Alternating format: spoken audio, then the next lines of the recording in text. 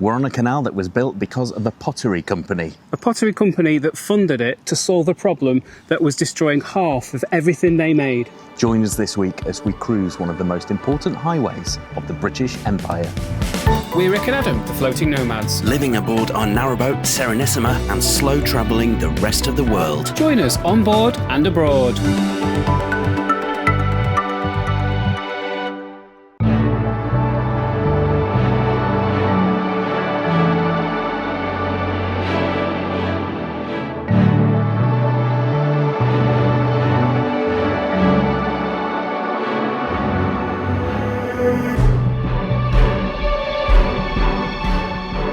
Welcome to the Trent and Mersey Canal, one of the oldest canals in the country.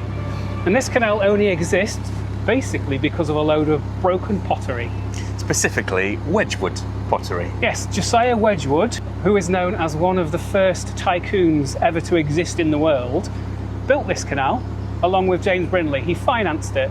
He was the first person to dig some soil out, and he did it for a very specific reason. We're going to find out more about that a bit later on because we're very close to where the Wedgwood buildings are and where the pots are made. But right now, we're on our way into a small town called Stone, which has another kind of craftsmanship, and it's more up my street. It's beer.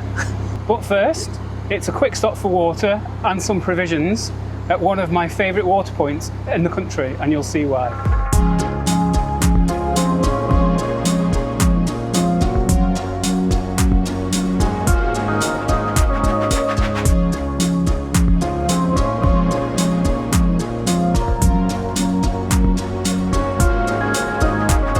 So we are arriving in Stone, and wouldn't you know it, there's someone at the water point. Story of our lives. So I'm going to wait here whilst Rick goes to a rather nice shop right next to the canal. Not just any supermarket.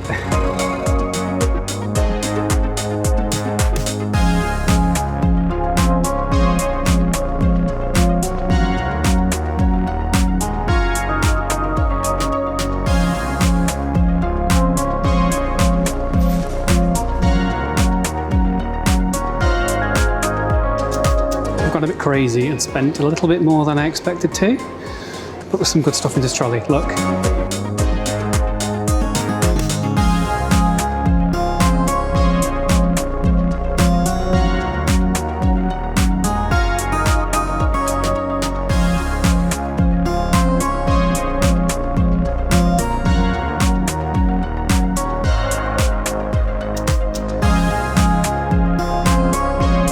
If you know, you know.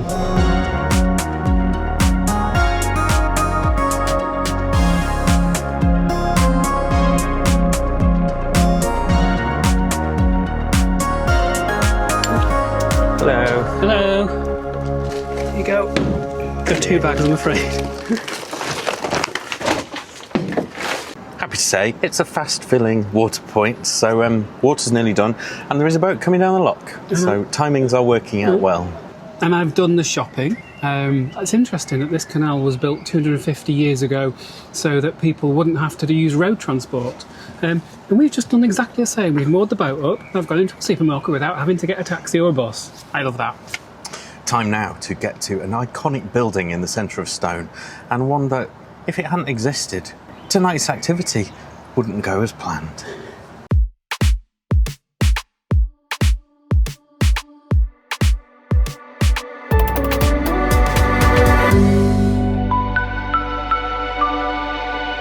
That didn't quite go to plan.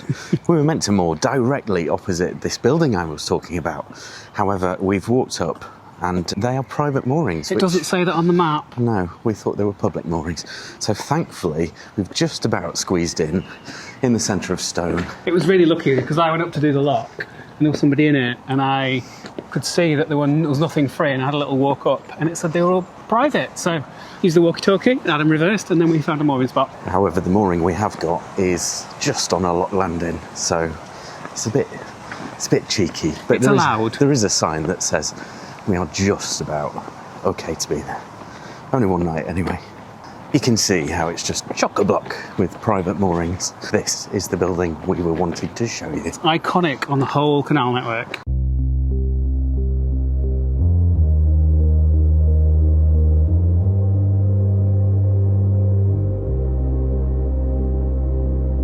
So there behind us is the warehouse for Joules Brewery.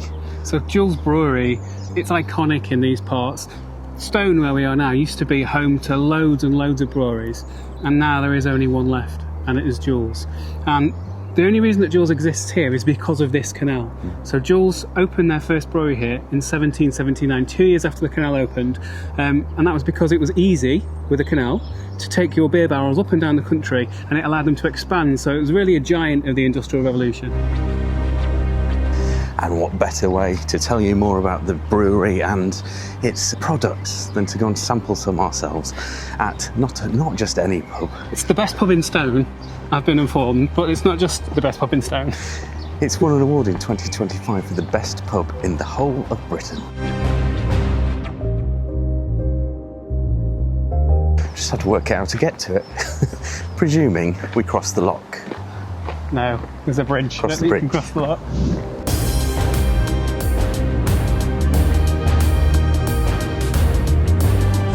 I think the boat is actually closer than we would have been if we'd moored over there by the building, so it's happened for a reason. Because are you anticipating quite a hard journey home? Well, they have one of my favourite beers. They have Green Monkey, which is theirs. They make Joules make it. You can only get it in this area. So anytime we're in this area in the boat, I look for a Joules pub and I have a pint of Green Monkey. It's great. It's a lager, but it's great. Yes, it's quite strong. Yeah. Yeah, never mind.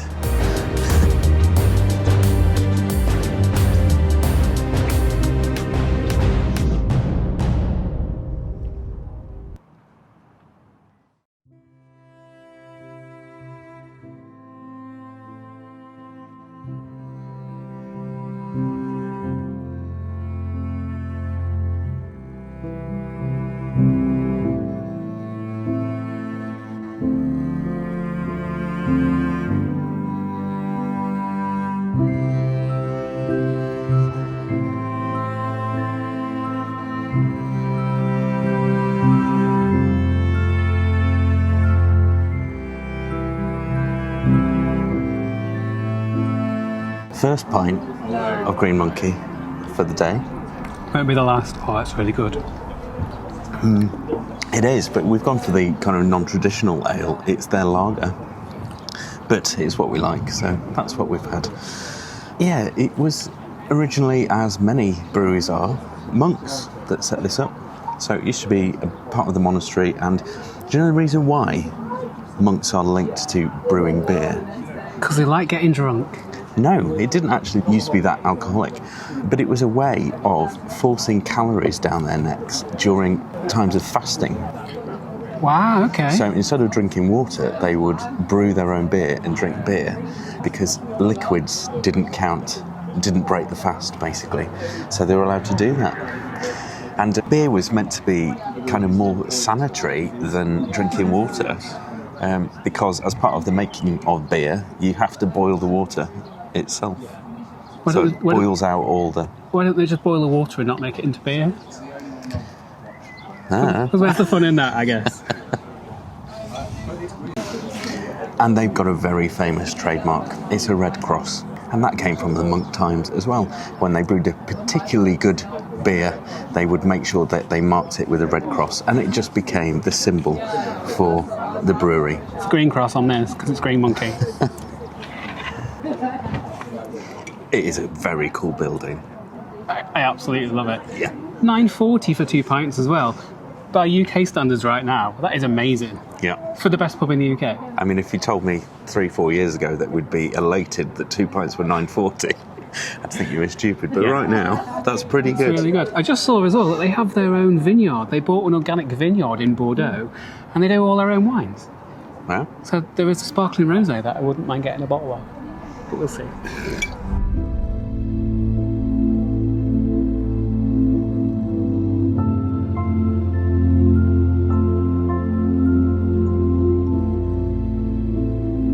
Although it's sunny, it's getting quite chilly out here. It's cold by a canal. And Rick, when he went to the toilet, has spotted these really cool seats. So he wants to show me.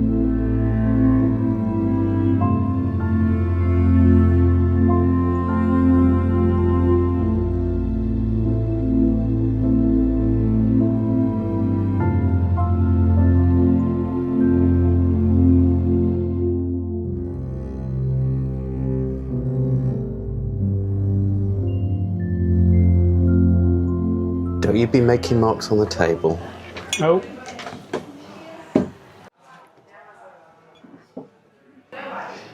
Even a lovely bit of stained glass behind me there. Very good. So, Richard, we are going to finish these pints, and then I want to try another of their ales, and then we'll go home to the boat.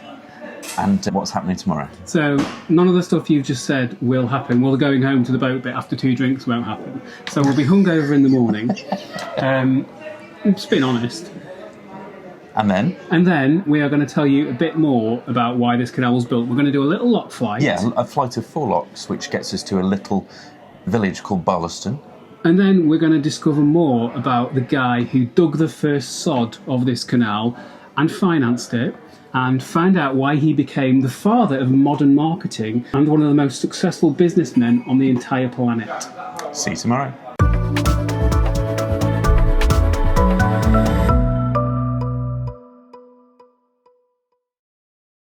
Yesterday I promised to tell you more about why this canal was built and about Josiah Wedgwood, the guy that had such a lot to do with it.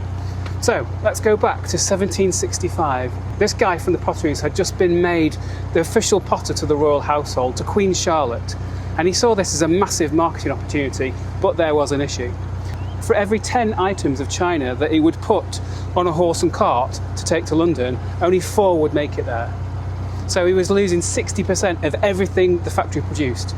And he thought, there's got to be a better way. So he thought about it, and a year later, he decided to finance this canal. So filling a narrowboat with loads and loads of pottery and goods is going to be less harsh on them as they travel to where they're meant to end up. Exactly, so it was all to do with getting rid of the friction of road travel. They still used horses, so horses would still be on the towpath, towing the boat, that's where the name comes from, but it would be so smooth because you're gliding over the water, and suddenly 100% of the things he produced were getting to the other end. 100%? 99.5 Probably, yeah, probably.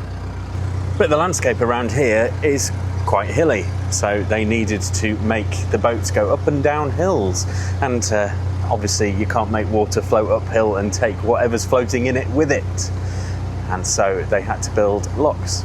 This canal goes from the Mersey in the north to the Trent in the Midlands, which are 2 massive rivers, and it means Wedgwood could get his pottery on a ship going anywhere in the world just by building this canal. But that was 93 miles long, and you can imagine a canal going straight for 93 miles is going to encounter lots of dips, lots of troughs. So they had to come up with an idea of getting through that. And speaking of them, the locks, we're about to do a flight of 4. Well, he is. I'll drive.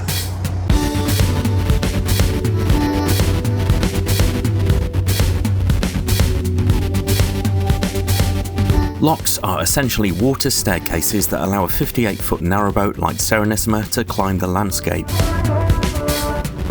We're travelling uphill, so the lock chamber first needs to be completely empty, matching the water level that we're currently on. Once equalised, we push open the heavy wooden bottom gates and bring the boat inside. With the boat secured in the chamber, those bottom gates are pushed shut. And then, using a traditional canal tool called a windlass, we wind up the paddles located on the top gates.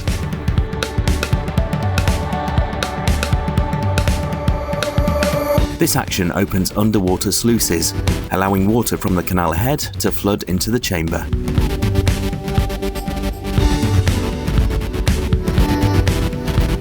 As thousands of gallons of water fill the space, the boat gently rises to meet the higher level. It's this brilliant piece of 18th century engineering that remains completely unchanged today. Once the water levels match up, we push open the top gates and cruise out, making sure to drop the paddles and close the gates behind us. All the locks are done. Adam didn't leave the boat, obviously. Somebody's got to drive it properly. It's not nice. Yes, so locks are done, and we now need to moor up as near to we can to Wedgwood Potteries for our visit. Did you say it's beer till we can? No.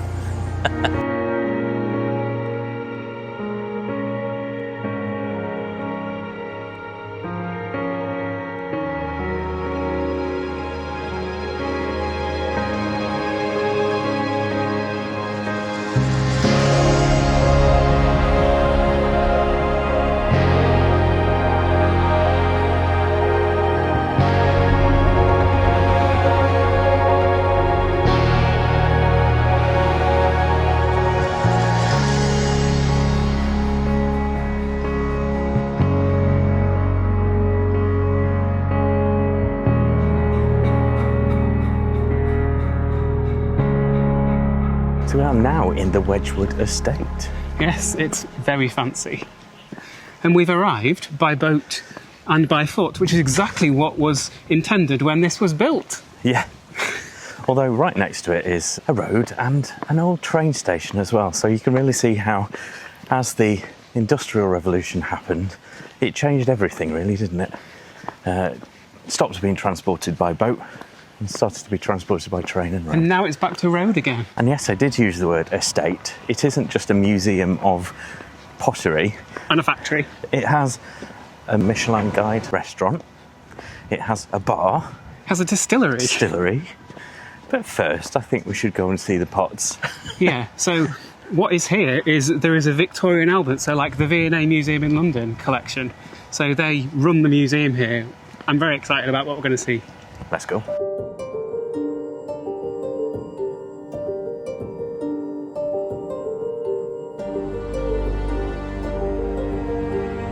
Do you know why that was called the Darwin Suite? Yeah. Because Josiah Wedgwood was Charles Darwin's grandfather. That's a bit random, isn't it? Now he was best friends with the family.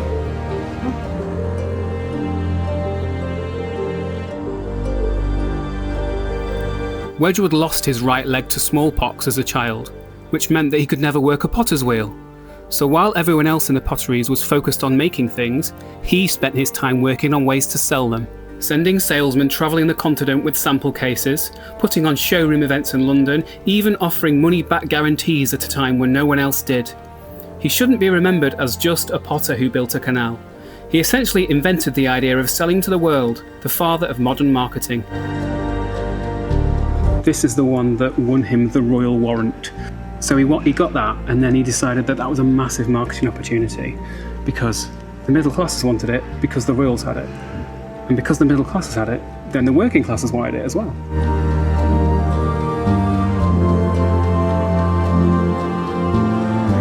So Jasperware is the famous blue and white. Yeah, the relief stuff. Yeah, I'm guessing it's not like the price of Le Creuset. No, it's not. The price of Le Creuset is a lot more expensive. My mum used to collect it. Well, my mum had about 2 bits when I was growing up. Don't know what happened to them, but she loves it. And have a look in the factory shop, maybe the second shop, to see if we can get something. But I'm guessing it's going to be stupidly expensive. So we're not buying some for the boat? No.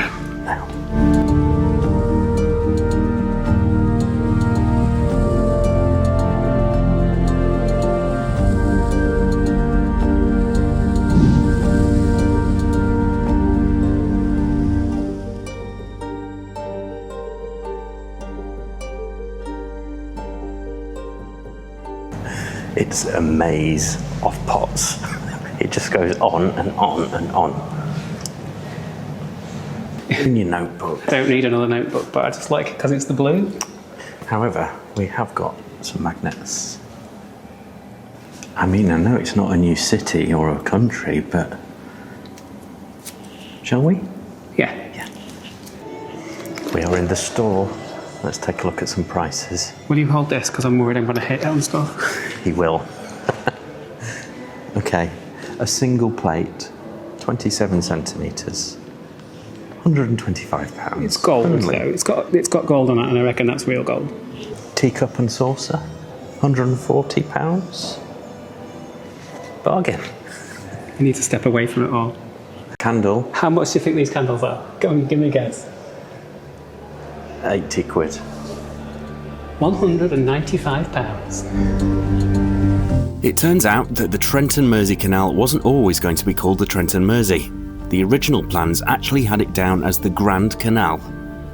Wedgwood was completely fascinated by Italy. He even named his factory Etruria after the ancient Italian civilization, and based his best work on classical Rome and Greece.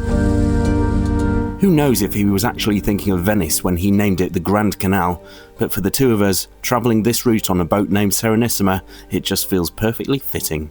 We shall leave the main shop behind now, and we've seen the outlet, which I guess is the second shop.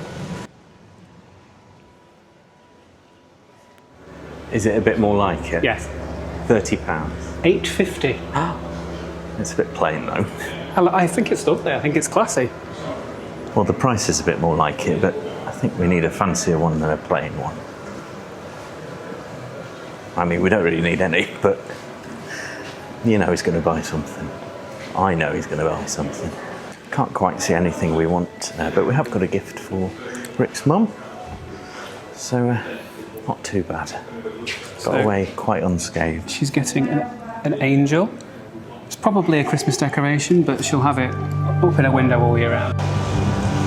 So whilst Rick's buying that for his mum, I've just noticed what's right next door to the outlet.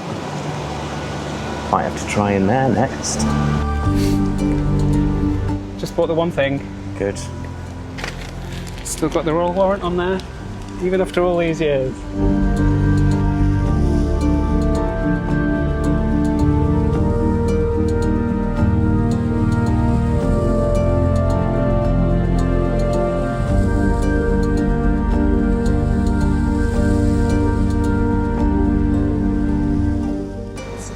It's absolutely huge. Oh wow. It's taking me back to Martinique. That's really, really good. Well, what a couple of days that's been. It's taken us from a pub to a bar. I guess there's some pottery in between as well. Quite a lot of history as well. Hope you've enjoyed it. We'll see you again next week when we're doing something entirely different that we haven't done on the canal boat for a good while, and it could get quite spooky. Thanks for watching. See you then. Goodbye.